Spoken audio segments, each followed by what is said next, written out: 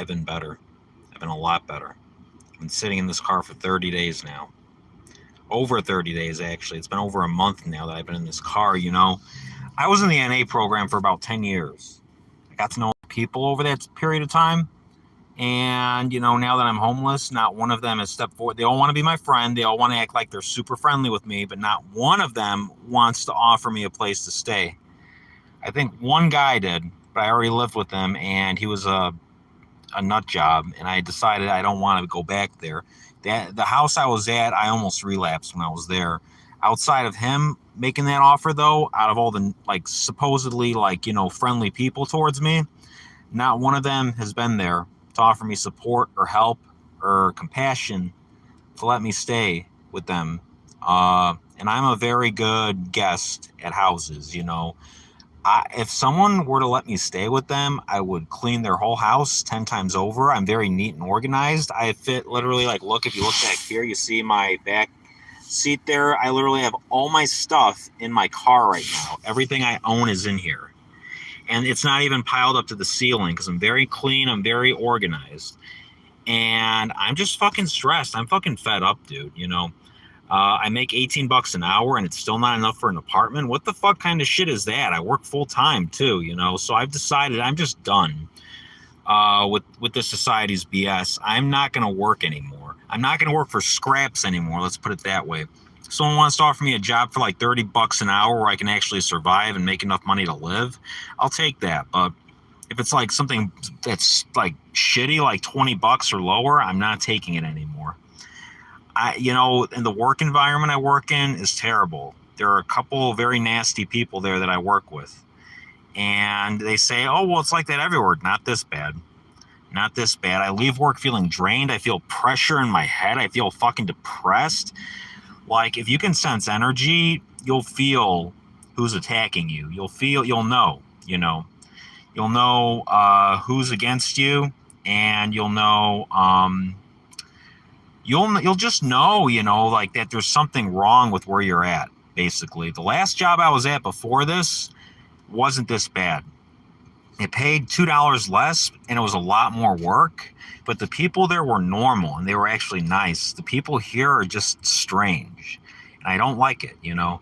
And with the fact that I've been in my car for 30 days and I still can't afford a place on this salary, I just don't know, man. I just don't know what I'm going to do. I'm very stressed out. I am very shaken up. My nerves are on fire. Hi, Manny. How are you? I hope you're doing well. I hope you're doing better than me because I am struggling today. I'm really fucking struggling, man. I've just been depressed, you know. I go to work for 9.5 hours and then I get to sit in my car until bedtime. What kind of life is that? What kind of fucking life is that? I want to ask you.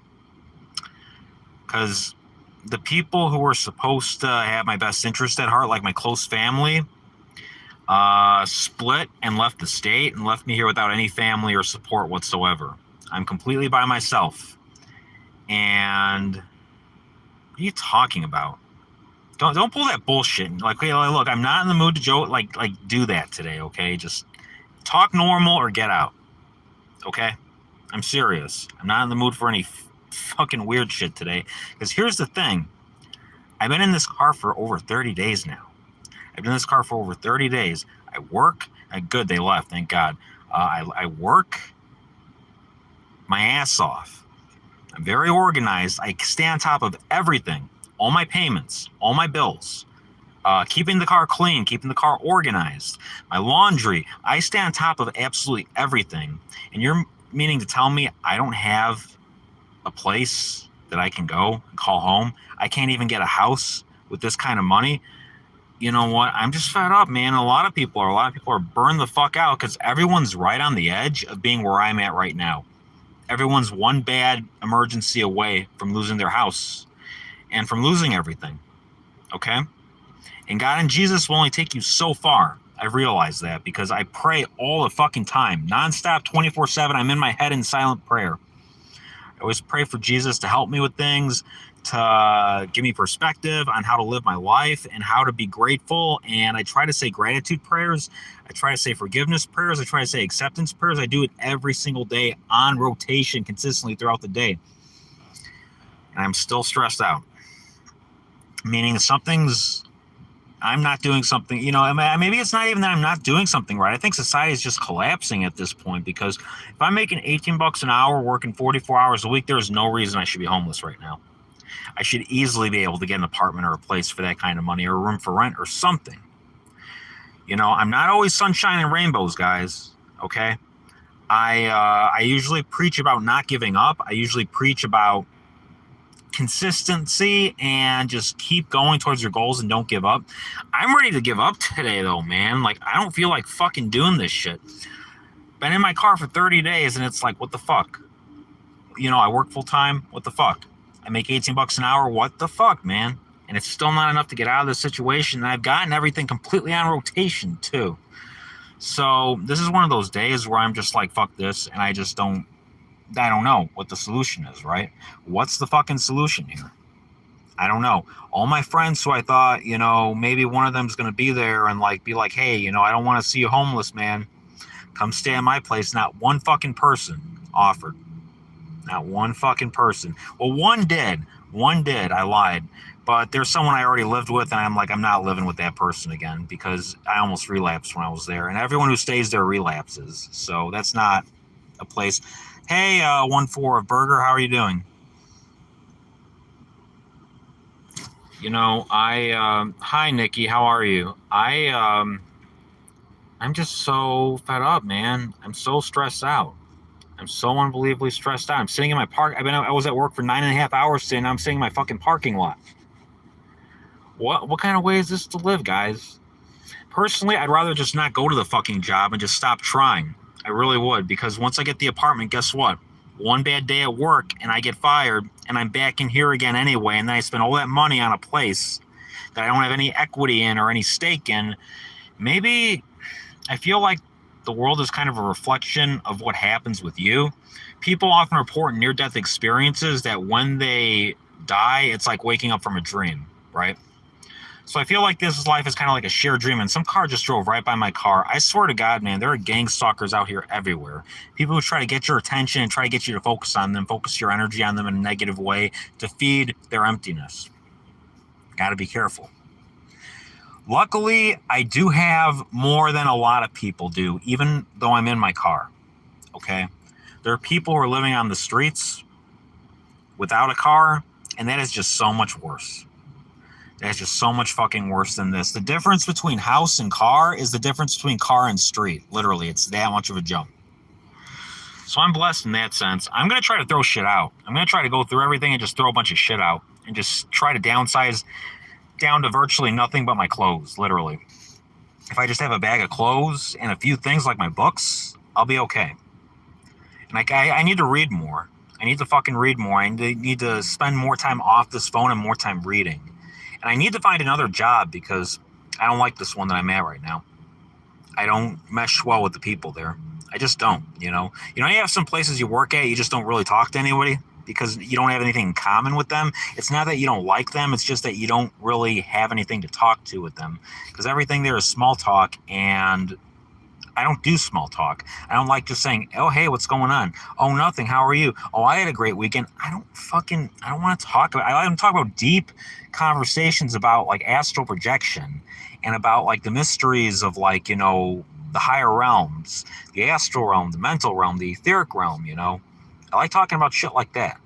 So but this has really opened my eyes to one thing. Do not think your friends will be there for you if you're in a crisis. Because when you're in a crisis, when you get there, you learn who your real friends are. And I'm serious about that. I can't count on my family. I know that, because my family is what got me here in the first place. I can't count on 99% of the people I thought were my friends. I got rid of them. I blocked them all, and took them out of my phone.